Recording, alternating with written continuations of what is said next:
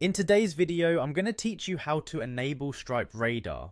Whether you're a business owner looking to enhance your payment security or someone tasked with managing your company's online transactions, this guide is here to make the process straightforward and efficient. So let's dive in. First, you'll need to navigate to Stripe's official website, stripe.com. This is your starting point for accessing all of Stripe's powerful payment tools. Once you're there, look for the Sign In button, which you'll find in the upper right corner of the home page. Click on it. This brings you to the login page where you'll enter your registered email address and secure password. After entering your credentials, proceed by clicking on the Sign In button once more to access your account dashboard. Now that you're logged in, you're looking at your Stripe dashboard. Head over to the Home tab, which is your central command for everything Stripe related. From here, you'll want to click on the Payments option from the main menu.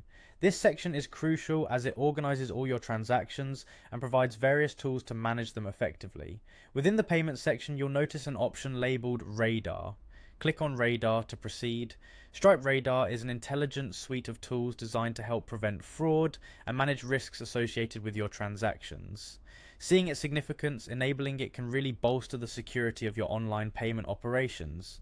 After clicking on Radar, you will be taken to a page with several settings and configurations. Here you'll want to engage with the Rules section. Click on Rules to see a variety of conditions that you can set to handle transactions. Once you're in the Rules section, scroll down to find the Block rules. These are pre-configured rules that dictate how certain payments should be handled, especially those that might seem risky. To enable these rules, look for a menu represented by 3 dots, often referred to as an ellipsis menu. Click on these 3 dots. A small menu will appear presenting different options to you. From this menu, choose Enable. Selecting this option will activate the default Stripe Radar rules, which are designed to automatically identify and block fraudulent activities. And that's it. You've successfully enabled Stripe Radar, ensuring a safer environment for all your online transactions.